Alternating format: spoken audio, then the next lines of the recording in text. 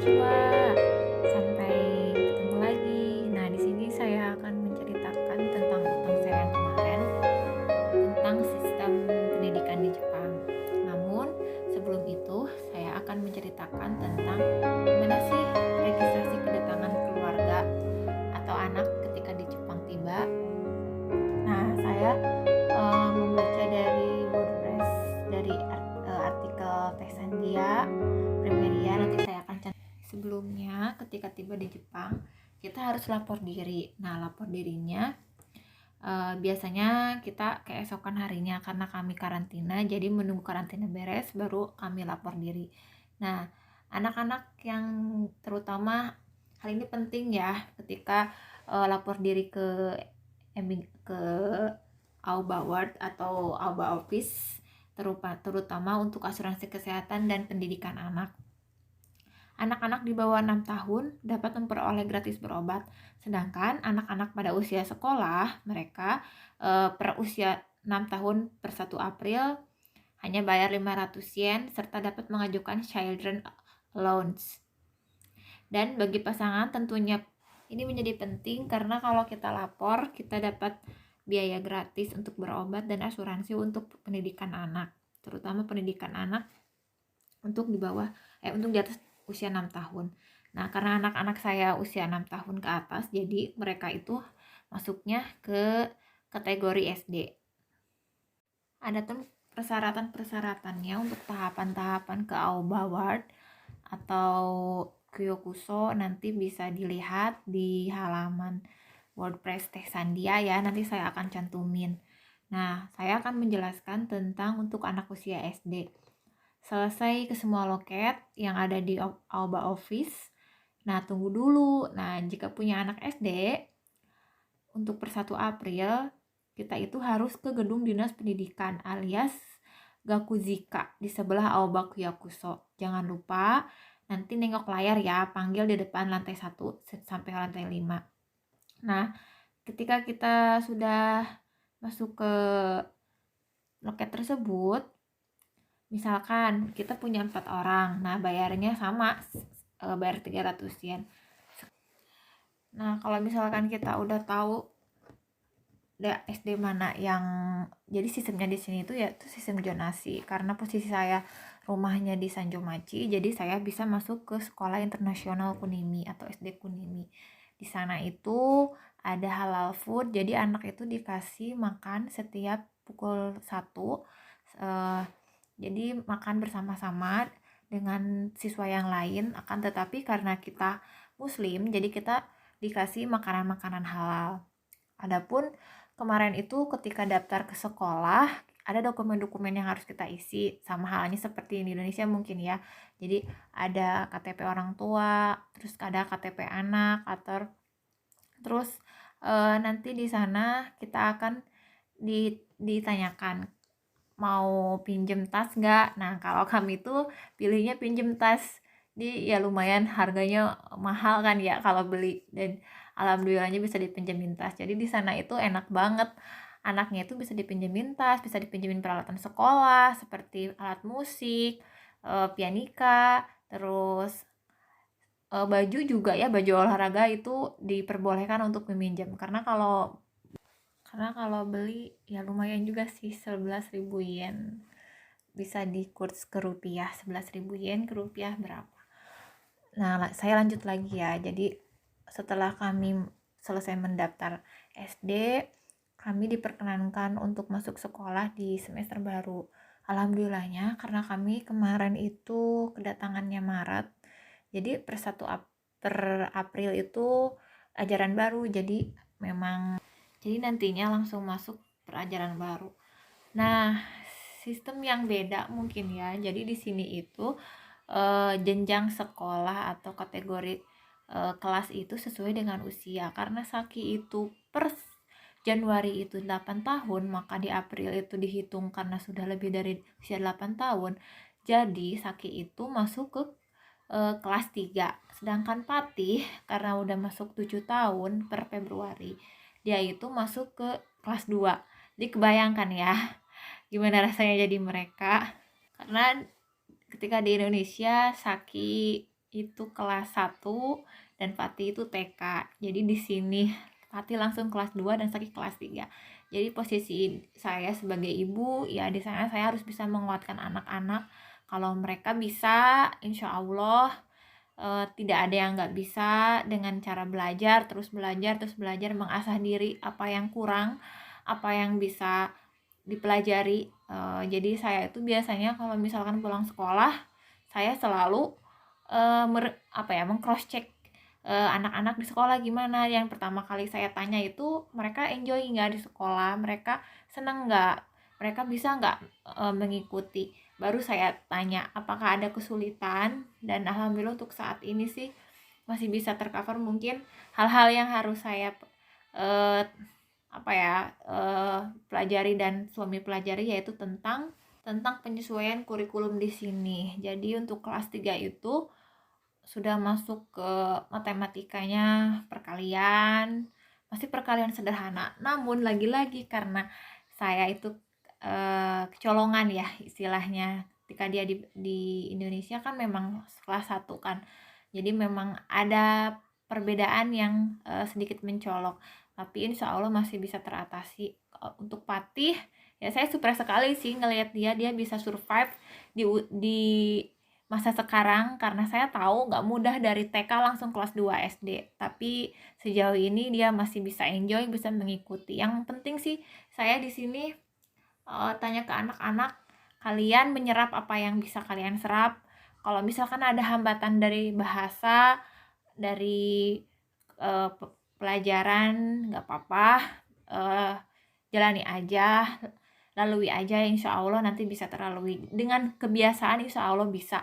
Jadi nggak ada hal yang nggak bisa. Itu yang sering saya invoice atau sounding ke anak-anak ketika mau sekolah. Yang penting kamu enjoy di sekolah, yang penting kamu bisa berteman dengan teman-teman kamu di sekolah. Saya yang paling surprise lagi, karena di sini anak-anaknya itu karena sistem zonasi per 1 kilometer, jadi mereka itu harus berjalan kaki ke sekolah. Jadi mereka tuh kayak dikasih peta, dikasih jejak ke arah mana yang mereka lalui ketika mau ke sekolah. Jadi saya pertama-tama surprise banget ngelihat mereka bisa berangkat sendiri, jalan kaki sendiri, dengan istilahnya ya perbedaan-perbedaan yang mungkin di Indonesia ketika gimana, di sini gimana, tapi saya sangat surprise sekali mereka bisa melaluinya. Jadi mereka bisa enjoy dengan sendirinya. Sini pada salah ngira ya, ini tuh bukan seragam sekolah, tapi ini tuh kayak seragam seremoni mereka ketika mereka memulai pertama kali masuk sekolah. Jadi kayak upacara kedatangan. Nah itu kita ya beli sendiri baju-baju itu. Jadi Masya Allah, pokoknya nanti di belakang layarnya cari baju itu nanti saya ceritain ya. Nah ini jalanan mereka ketika mau ke sekolah. Jadi mereka tuh ngelewatin jalan ini biasanya. Rutenya seperti ini. Ya sama seperti di Indonesia, ini jalan raya. Jadi insya Allah aman. Nah ini masuk ke gerbang sekolah. Jadi saya tidak akan full memvideo sekolahnya ya, karena tidak boleh. Jadi ini saya perlihatkan di depannya aja. Jadi ini, nah ini surat kedatangan mereka awal masuk sekolah. Nah ini pada saat welcome ceremony. Nah kalau ini sudah diperkenankan untuk masuk ke kelas masing-masing. Jadi di sana itu setelah ada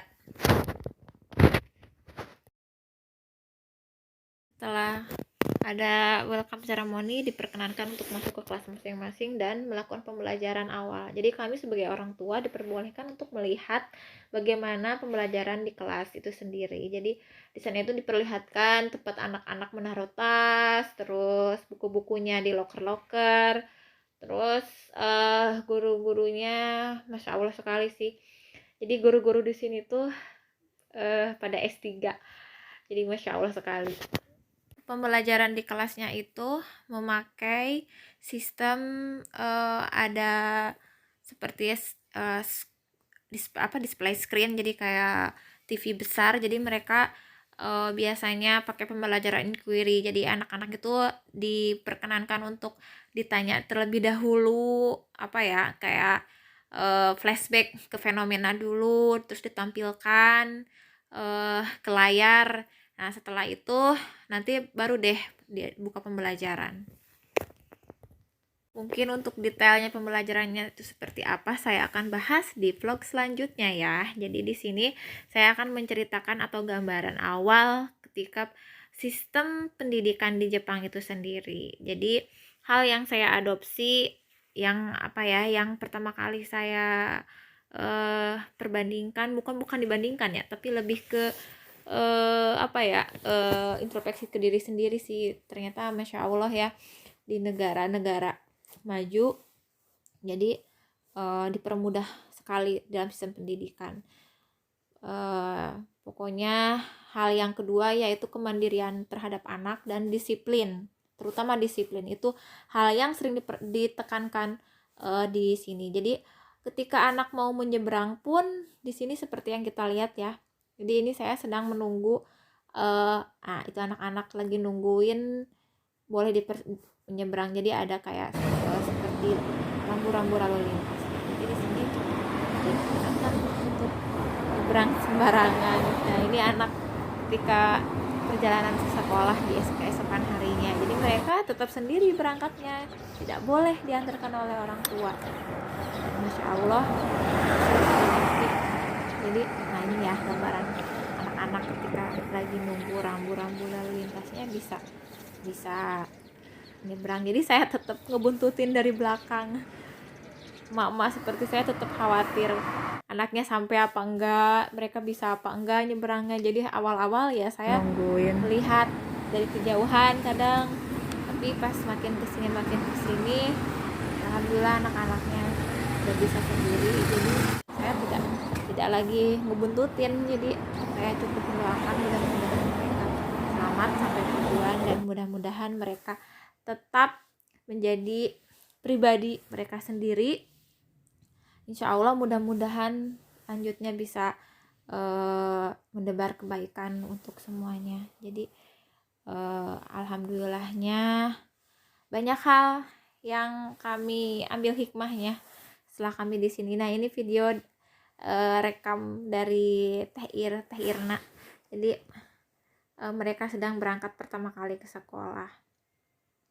Nah, dilihat ya, anak-anak masih celengak-celinguk ke awal-awalnya, tapi kalau sekarang mereka udah enjoy berangkat sendiri sih. Mereka udah bisa berangkat dengan sendirinya, pulang dengan sendirinya juga. Nah, mungkin cukup sekian vlog dari saya. Mudah-mudahan nanti saya akan bahas secara gamblang bagaimana sistem pendidikan di sini, apakah beda dengan di Indonesia.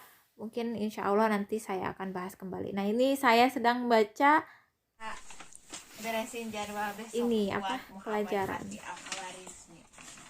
Dan saya itu nggak tahu lembar mana yang jadwalnya, jadi diubek-ubek ternyata. Saudara, ini lembar jadwal pelajaran untuk besok. Setelah saya cari, ini jadwal dicocokin.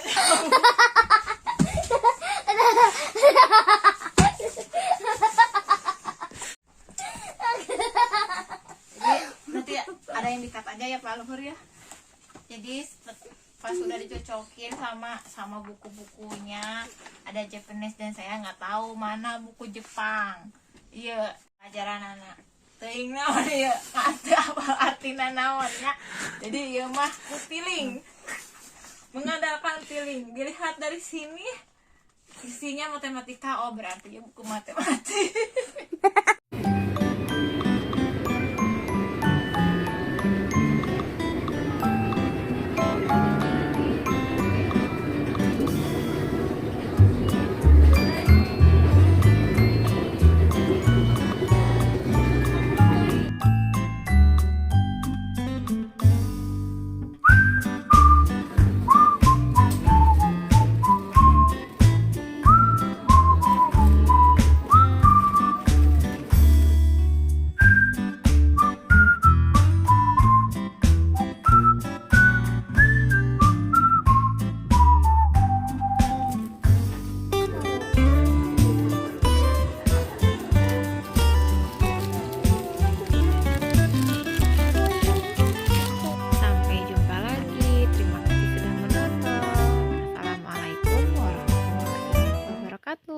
Dadah.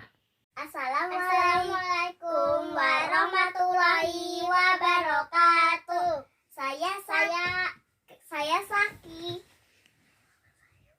Saya Fatih.